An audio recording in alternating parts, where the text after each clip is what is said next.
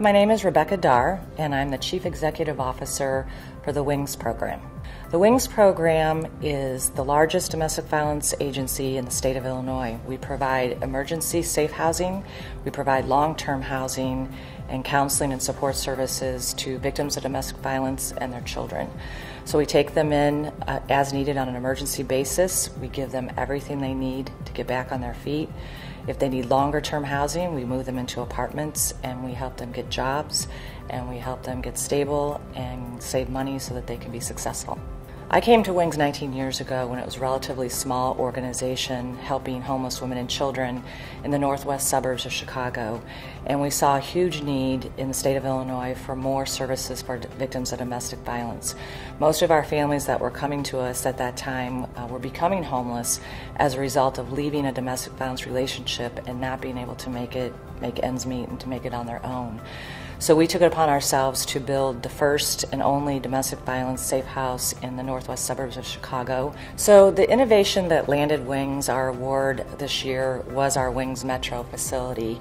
The city's lawsuit that they settled gave us the money, but we created something that was unique and different. We took an old police department building that the city gave to us and an adjacent parking lot and transformed that into a beautiful state-of-the-art facility that does not at all feel like a domestic violence shelter, but feels more like a luxury hotel. We also added into the facility retail space so that we could generate revenue from the retail space to help us pay for the services in the rest of the building. So we did something that pretty much has not been done anywhere else in the country to combine economic development with a facility that's designed to save lives. In the 19 years I've been at WINGS, the biggest challenge we've faced every single year is to ensure that we have enough income to pay for all the services that are needed. So to get everybody on board, I had to be very creative. It was not an obstacle I expected to experience, because anytime you get that kind of a grant, a $1.8 million seed grant, it really helps your fundraising. You're not starting from zero. So what I did was I just did a lot of engagement of external people to get them behind us. And we were fortunate that the mayor had invited Vice President Joe Biden to be at our groundbreaking. Joe Biden authored the first Violence Against Women Act in 1994 in conjunction with Mayor Emanuel when he worked in the Clinton White House.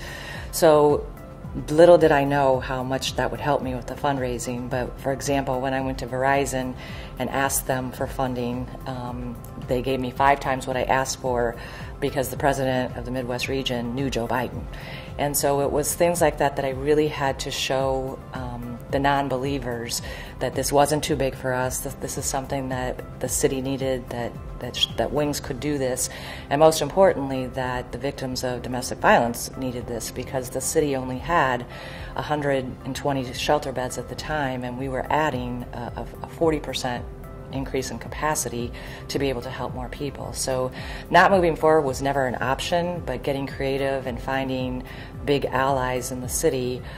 One thing that I did to get some early adopters is I happened to know the managing director for Land of Nod, which is the children's division of Crate and Barrel.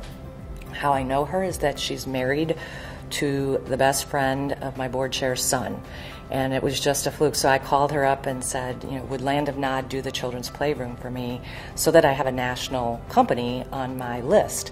And she said, absolutely, that's a no-brainer. So I had Land of Nod on my list, which was very impressive that we were able to move forward. And it was just chipping away at it little by little and remembering that even if, I'm pulling along a freight train, eventually we'll get going. The best business advice I've ever been given is don't think you can do it alone. And I think a lot of us feel like we have to do it alone, that our credibility or reputation or whatever is at stake if we don't prove that we can do it all alone. And the truth of the matter is nobody does it all alone. What I have learned is that I need to get good mentors and good coaches and surround myself with people who know what I don't know, to be my eyes and my ears, and to really help me make good business decisions and going forward. I'm the kind of person who tend to give people a lot of chances. I have a lot of tolerance for mistakes, and sometimes I found that isn't always a good thing, that I have to sometimes have a harder line than I'm personally used to doing. But having the coaching and the mentoring and taking that advice sometimes that I don't even want to take, but knowing that it's going to take the organization to the next level is what's really important.